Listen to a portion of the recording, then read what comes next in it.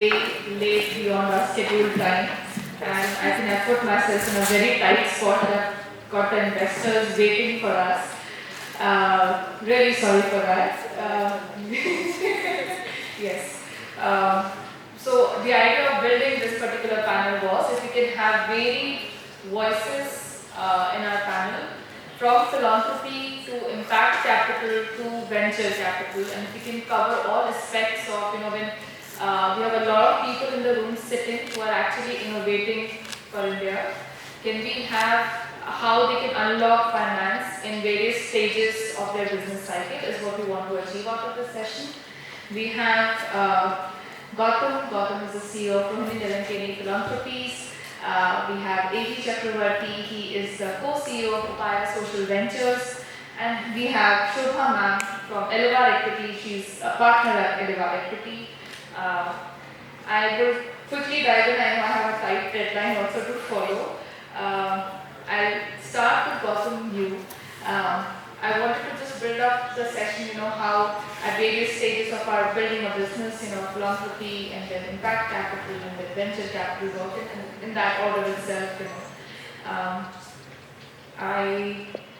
Okay, so you at Rohini Nilekani Philanthropies have this philosophy of Sarkar, Samaj and Bazaar.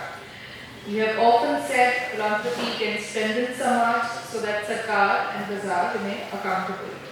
Can you give us a concrete example of how supporting civil society has led to systematic change? Arjun, we have heard so much about how Arjun has really led in that domain. Maybe we start with that. Yeah. Thanks so much for having me. It's nice to not be late because of Bangalore traffic. So there is that. The question about philanthropic capital and Samaj is very foundational to us because we believe that the role of philanthropic capital, at least at our foundation, is to build possible return on these rights. Maybe switch off these. Or just turn them down. Yeah.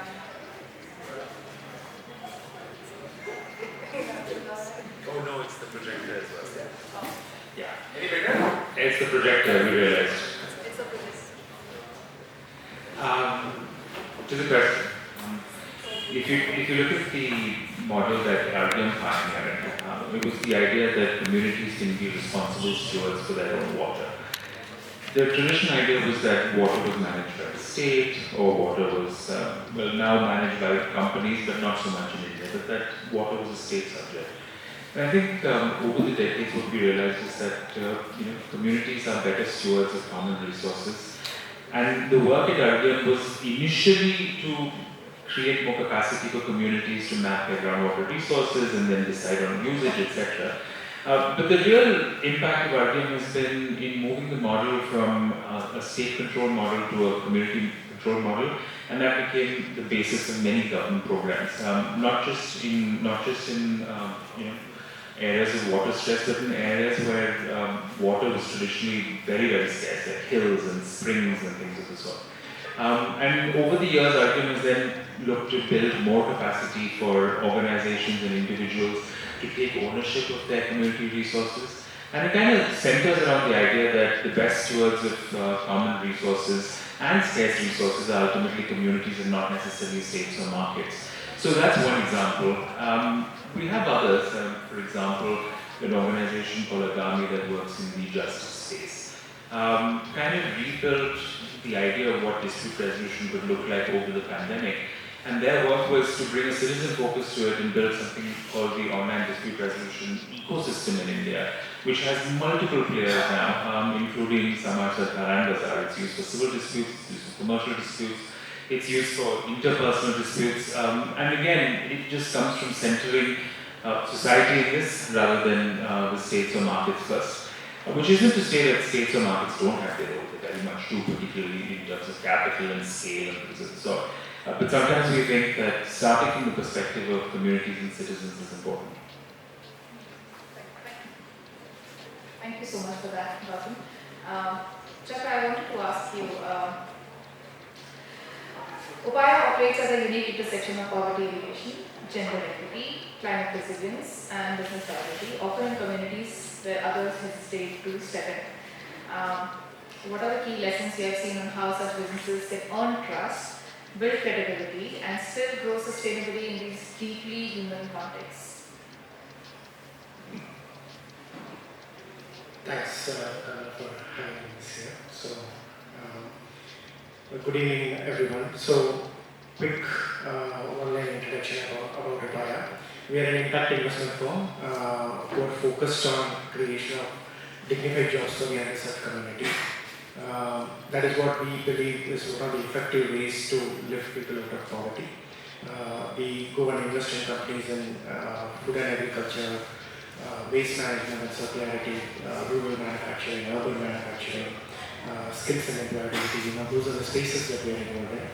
I think Kamna, you asked about intersection, gender, climate around the jobs. Naturally, all this came from the learnings that we had on the field, what the community wants. So, especially on climate, right? The geographies that where people want the most employment, where we want income levels to go up, and those are the ones who are immensely affected by climate action. And what are we doing about it, right? So that's why our portfolio, whatever companies that we ended up investing, 43 of them till date, 50% of them naturally become working on climate adaptation, mitigation around that theme. I think one of the underlying principles of the enterprise that what we are looking at is from a human-centric model is traditional capital is available for companies which are creating exponential growth. So that is where we said, the capital has to talk to the enterprise and the entrepreneur founder's aspiration also. It cannot be always what a funder wants, right?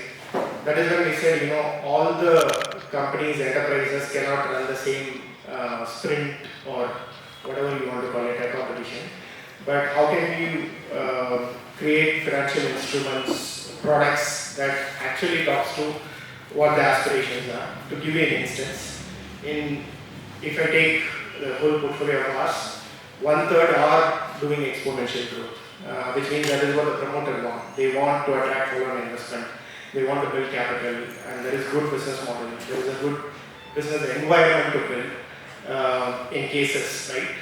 For example, enterprises, let's say in Bangalore, just as a concept level. Now, if we take and say that we have invested in companies in a place called Barpeta. Any of you know where Barpeta is? Okay, that's a surprise for me, but yeah, still.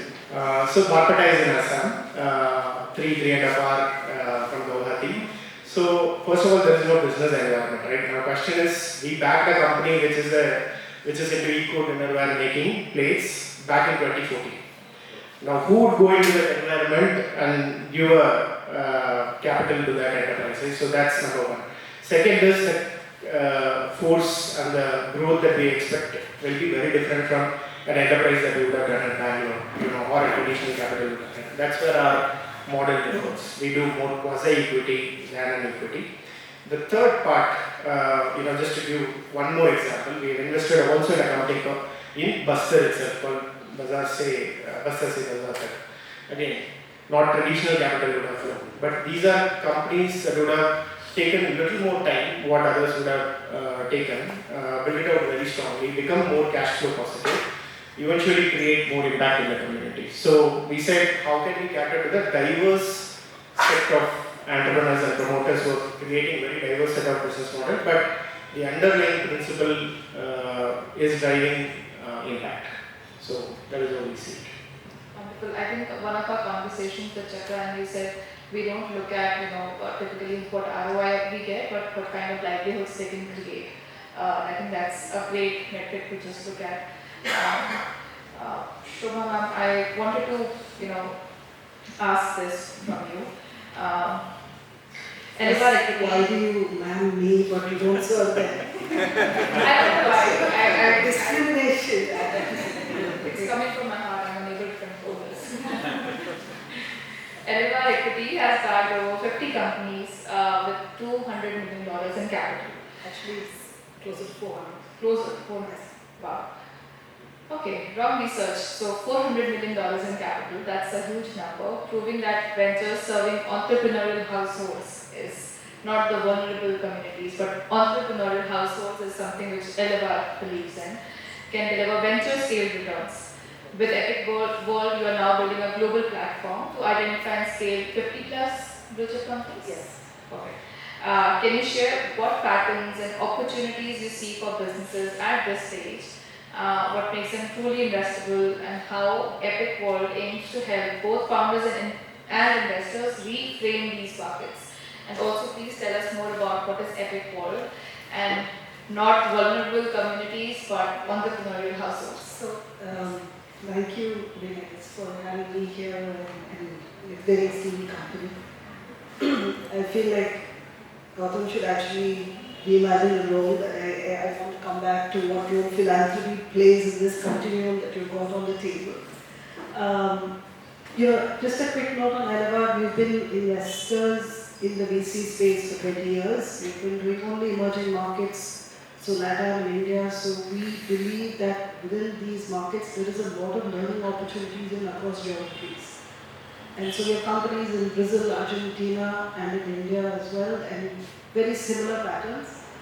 As an investment approach, we only look at the customer. Our fundamental belief is we are only following the customer, trying to understand how they are evolving, what they want, what is their problem, what is they solving for today.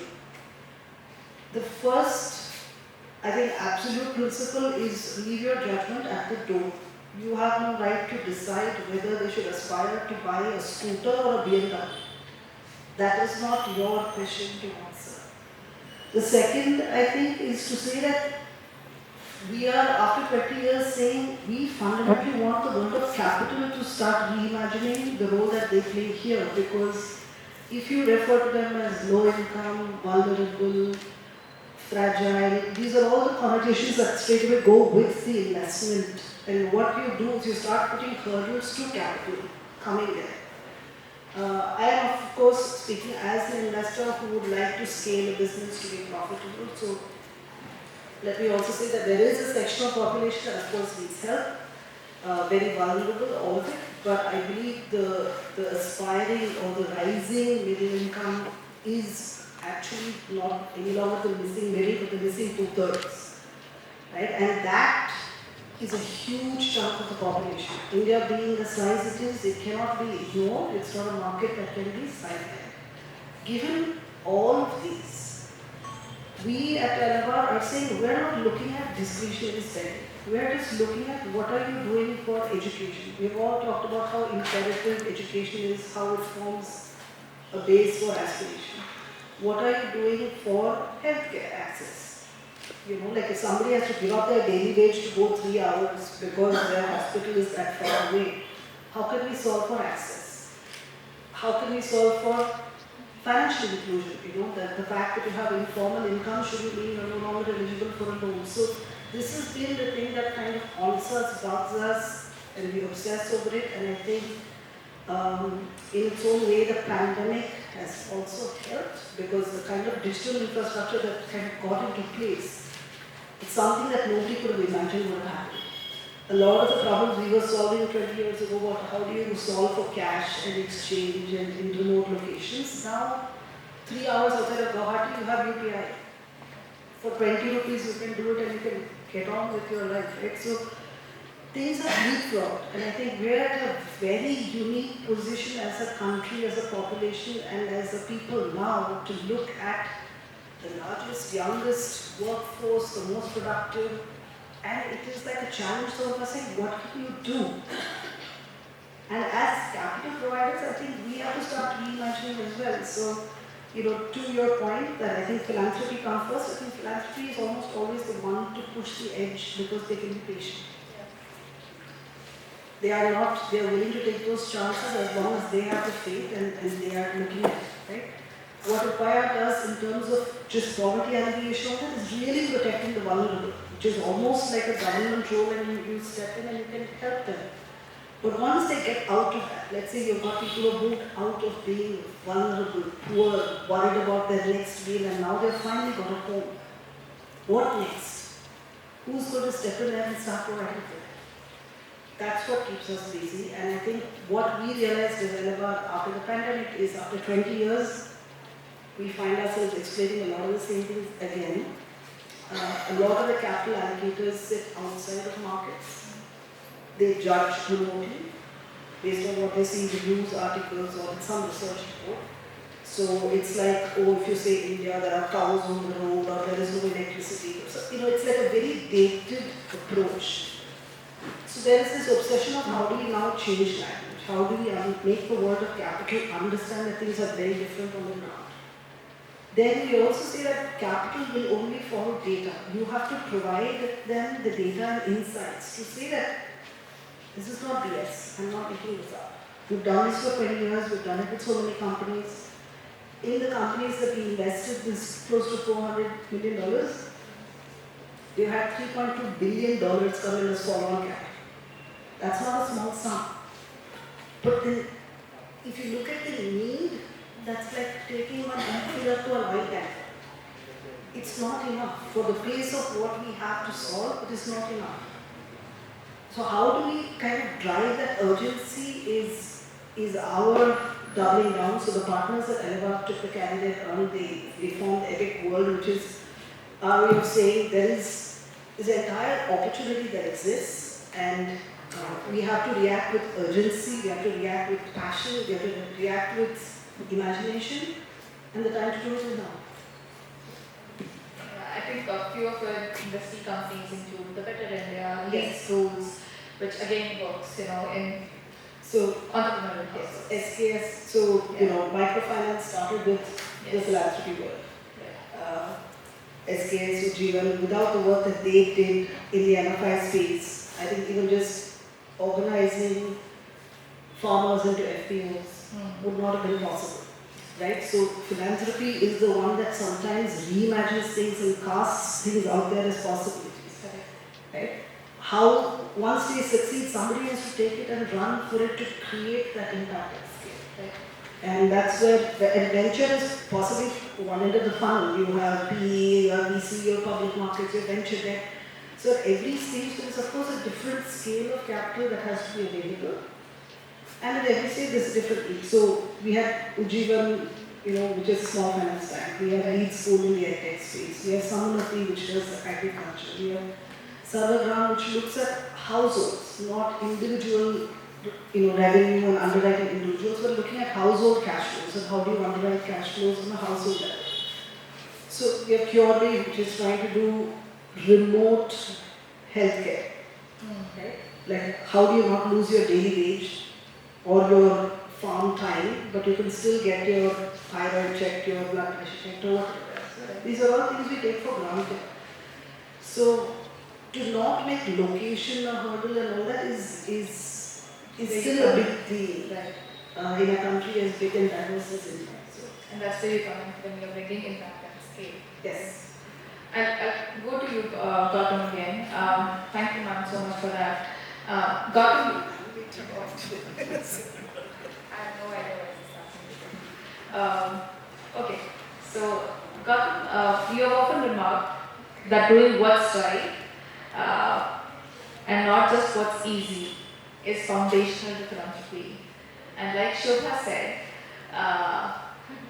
this is important. Like philanthropy for us, when we look at it, it's like the catalytic capital. This where it is the patient capital. Amid rising civic fatigue and centralized power, what sustains your belief in citizen agency? You work a lot in citizen advocacy. What evidence convinces you that this remains India's greatest hope? Not just India, the world. And the thing that convinced us more than any other report or evidence or data was the pandemic. Who were the first responders to the pandemic? It was your neighbors, your immediate civic peers. And our thesis is that as the world and India in particular experiences a greater frequency and intensity of shocks, that we're going to have to rebuild civic and societal capacity for mutual aid and peer support, because that's all that's going to respond, that's all that's going to be able to be the first port of call. Of course, states and markets will follow, but immediate response will continue or more immediately need to be built in societies and in citizens. So for us, civic agency is a non-negotiable, and it's a deep part of what makes us citizens, right? And not subject to the state or consumers of the market alone. And I think for too long we've outsourced community and civic resilience to governments. But the scale of what's coming, what's already here, just isn't going to be possible anymore. And at some level, we believe the role of philanthropy, and at least this philanthropy, is to build that capacity and capabilities in citizens and societies. And will make for more resilient markets and more resilient societies and more resilient states as well. So yes, the thing that convinced us was the pandemic. The thing that continues to both terrify but also give us some sense of opportunity in why this work is important and urgent is the frequency of climate risks. I mean, recently there was that massive flood in Texas. I mean, and for all of the civic and governmental capacity that the US had, 100 people died, and that the first responders throughout the region were neighbors, not firefighters. Government communication, market-based communication failed. So yeah, that's why we believe in civic agency and why we believe in reclaiming our role as citizens first. Fair point. Chakra, okay. I know we are past your the time that you opened. Yeah. Okay. What have been some key lessons in deploying catalytic capital at this stage, and how does Upaya strike the right balance between patient capital, enterprise growth, and accountability to the communities these businesses serve? I'll just split it into two parts actually. So one, actually accountability to the communities. I think very relevant and very sort of pointed out, right? Because one of the things when you are doing impact first investing, the question is actually the real impact happening or not. And most of the time you don't have data or information, right? And are you listening from the community? So one of the things that we said fundamentally when we started Upaya 14 years ago was, we are going to talk to the community and understand what is happening in their lives, let's say when a job is created, especially from any of our enterprises, right? Pre and post investment. Across different dimensions of job. Somebody may give good quality of, quantity of income, but let's say that quantity of income is going to pay debt, then how much the job is helping you, right? Quantity of income, what is the quality of income? So if it is all there, but let's say there is no predictability, I just have it for one season and then the job is not there anymore. If it is seasonal, again, you can claim job creation, but it's not there. So we said we have to be very serious about going about collecting this. So when we report in our dashboard currently, which is 51,222 jobs, means 10% of our job holders are directly spoken to by our dedicated team of professionals. Who are, we have enumerators who go around different parts of the country and we survey them. And from that we learn what we should be doing and what we should not be doing. First as Upaya. And of course we share it with our partner, investing companies, to say what they have done well, which we can help improve on, and what is it something, support that we can bring from our own network or otherwise, that this can be further enhanced. Because these are early stage companies, we can't ask them to do everything. They themselves don't have resources. Right? So that's on the accountability part. Now the second accountability part lies with the funders, because you are working on two things, right? Because your traditional capital, that's what, it's not going into traditional sectors. Because the flow of capital is coming from somebody who want returns on X amount of time, right? That is where actually our biggest learning is. To say that, how do you work with funders? When you say patient first capital, immediately when you go for any registration of fund, the first question they ask you is, okay, how long is the fund? Then traditionally they say, okay, this is 5 to 7 years. That starting point in itself, you are already started transferring some sort of pressure back to the promoters, the founders, the enterprise. If they can observe and run with it, there are well-deserving enterprises who are there in India who want IPO listing. Those are the ones that should be traveling. There are many other enterprises, who are in a very different journey. And the capital should speak to that, right? So our work is more on convincing the funders that you need a lot longer gestation period for somebody to develop such businesses. Classical example, waste management today is what microfinance was 2 decades ago. Somebody has to take the first step and say, let me back few waste management enterprises who are working with sanitation worker. The first question is, okay, where is the technology? If they would have gone to a traditional venture capitalist, where is the differentiator? Absolutely, there won't be any differentiator because they don't have even 50 lakh, 1 crore put into the company. How is the differentiator possible, right? So somebody has to work through the system so that at some point of time, there is an inflection point where these enterprises will take off and become almost mainstream. What microfinance institution become payment bank today and fintech of tomorrow. So that is what we are sort of defining as a path on the funder side, allowing them to sign up for a patient first capital. Ask the last question and then open up for Q&A today in this session. Epic World aims to build a portfolio of blue-chip companies serving entrepreneurial households, ventures that have often come to you after early support from either philanthropy or impact investments. What patterns have you seen in companies that successfully make this leap to venture scale capital? And we have a lot of them in our room today who are at different life cycles of their business. How do they prepare themselves for this venture scale capital, whether in distribution models, data use, or capital alignment?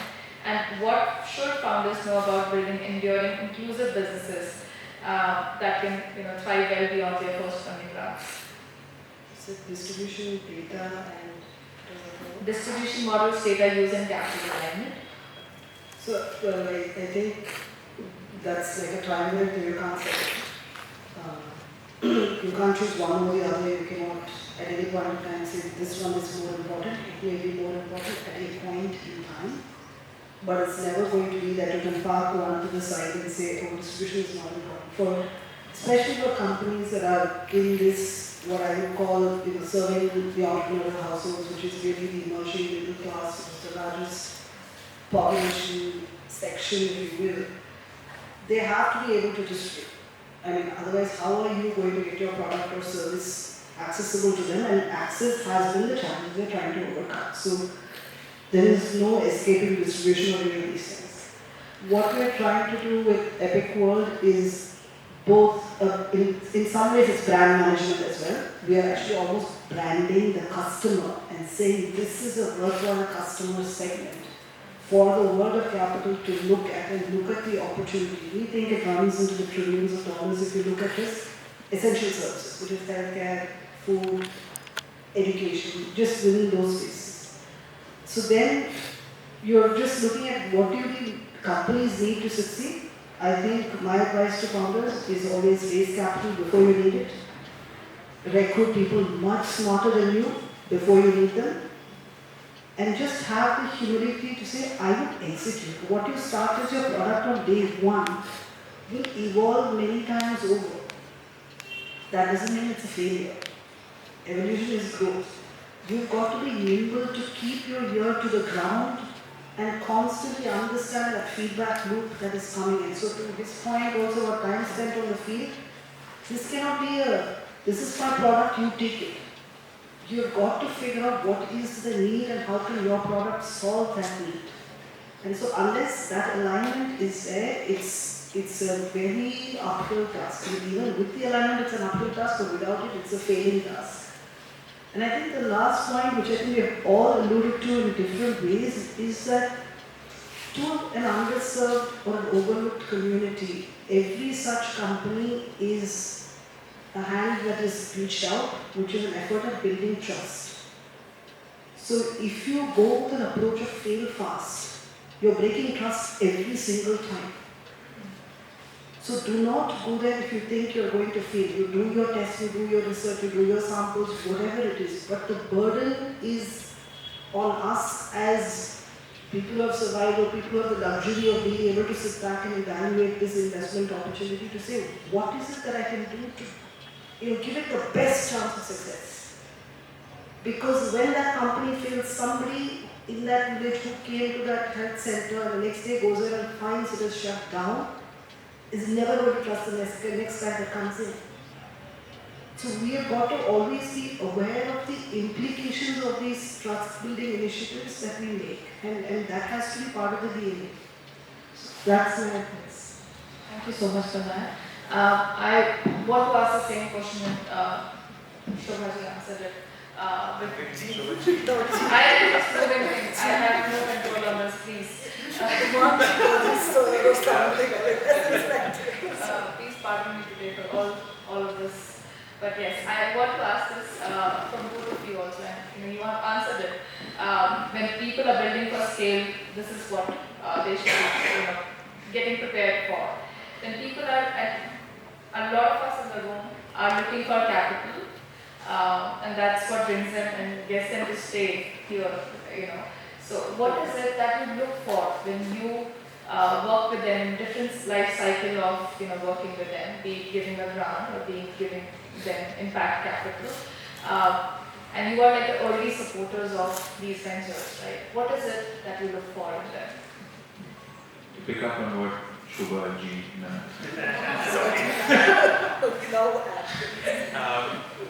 it's a good question, but I want to go back to something that Shobha said, which is the ability to sit with uncertainty and to recognize that your product is going to have to evolve.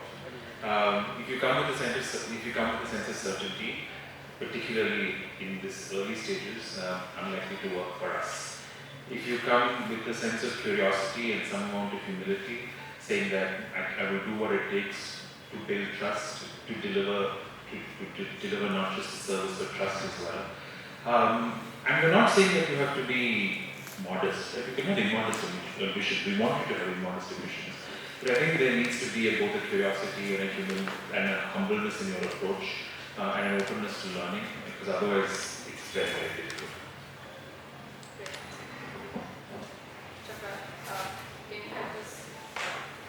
Yes. What is it that, how can they be ready? Yeah, I think the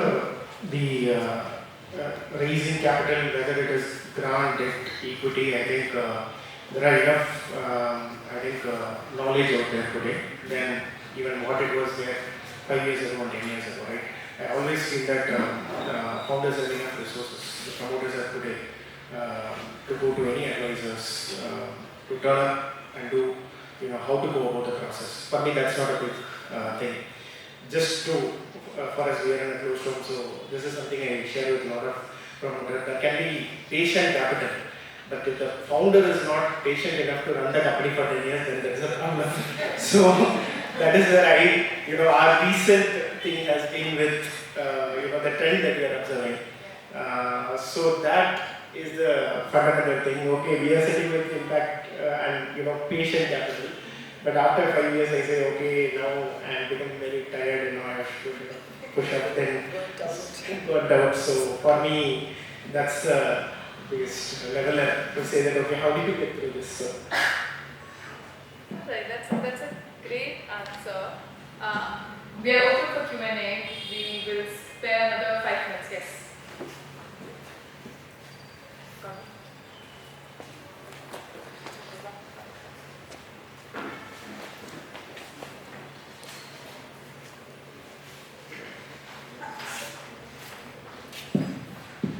Hi.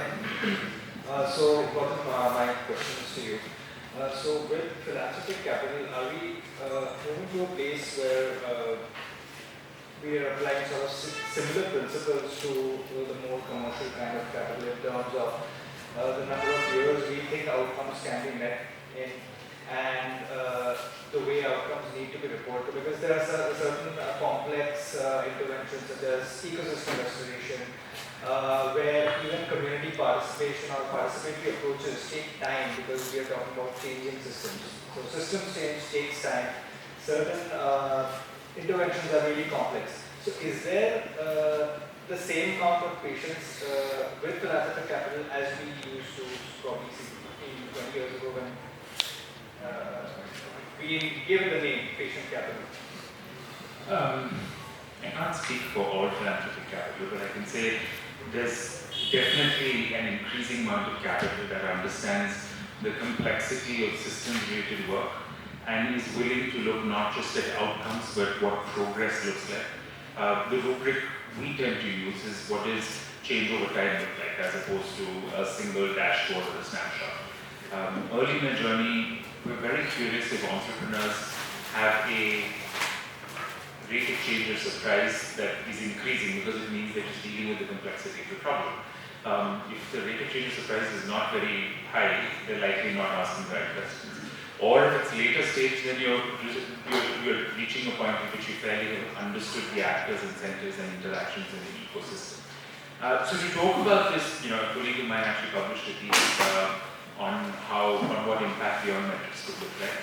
And it's on 4 axes. That there are some that are fast emerging, there are some that are countable, there are some that are slow emerging, and there are some that are intangible. And we plot that for all of our work depending on where in the maturity model it is. But we also use that model to evaluate our own impact as well. So it's not just for the partners of the support, we use it to evaluate how, where we are in this arc of impact, particularly through an ecosystem or systemic lens. And just a quick follow-up question on default guarantees, so we're able to take a risk and give some blended finance. So I wanted to ask, and this is from a French bank, I wanted to ask, in the Indian context, are there any examples of that sort of blended finance or a sovereign wealth fund coming in and hoping to de-risk the investment or catalyze more investment? Just a open question for case studies or examples of that. Just quickly go on. As far as first loss guarantee is concerned, it's not working. Not to say that, I may sound pessimistic, but actually I'm an optimistic who would have spoken to me. Known faces in the room. First loss guarantee, whenever you go and talk to any NBFCs in the country, they'll say 1x of whatever is being, keep it in my bank, I'll lend 1x, right? No fund, no LPs or no DFIs want to do that, right? It's very obvious. I would have given it to the fund only to extend much more concessional capital rather than reserving it with one more intermediary there. Number one. Question is, how can you overcome that risk? Can really people open up to more? Just on the blended finance, at least what we know something is working is outcome financing. To say that if you have a verifiable, measurable way, for example, in our case, let's say job creation, across the different index that I spoke about, if the enterprise really does that work, end up creating the quality jobs, and we are able to verify it, right? Enterprise can get interest subvention. For example, the nature of impact that they have created, let's say the sustainability of the business that they would have created. So this is something we are doing it in textile space. We said companies have enough to do in plastic and other forms of waste which have reached maturity. Now, post-consumer textile waste is in a space where plastic was again, a decade ago. Somebody has to take a first step. Now, can we do outcome-based financing on that? So this is something we are testing out. A lot of resources are out there you could treat. So that's where I feel there's a large scope for blended finance. Yes, can we take this question outside, please? Could I at least take the question? Yes, Maybe not. Thank you so much. I'm here for 2 reasons, right? One, because I look up to the kind of work that folks like you have already done, sitting here and being able to hear you say that our role is to look beyond the kind of investment that we've been already doing. To be able to hear that is really inspiring. But I'm also here for the second reason, which is I am really anxious about the kind of climate change and the sustainability factors that are being talked about here, right? So my question here was, would you be willing to consider the kind of conversations about one thing which usually does not get spoken about as much as the kind of food that we eat that's on our plates, right? That is meat, dairy, and eggs. Right? We don't talk about it as much because it is very complicated and it's very complex, especially in a country like India, right? But I think quoting you, Gautam, when you said that doing what is right and not necessarily just easy is important, right? So maybe not a question, but at least I'm putting forward this thought here that it is something that is extremely important from a climate and sustainability perspective. And given that all of you are so committed to this cause, perhaps there is some scope for us to think about this. Not saying that we reduce the food consumption, but in the space of alternative proteins, right? There are startups that are working on it, but it is an emerging field, so we need a lot of patient capital and we need a lot of philanthropic initiative impetus to push it forward, right? So I I know that that may not have a ready answer right now, but I'm putting this forward so that maybe some months down the line you may hear this concept somewhere again. But I do think that the food on our plate is a very big space in terms of the climate catastrophe that we are heading towards. Thanks so much. Is there a question? Would you be willing to consider these conversations in this space? Of course. I mean, I don't think that goes without saying. Okay, so then my name is Nitish, I represent the Good Food Institute. I know Gautam really well, so yeah. Perfect, so maybe I will take this forward, but thank you so much.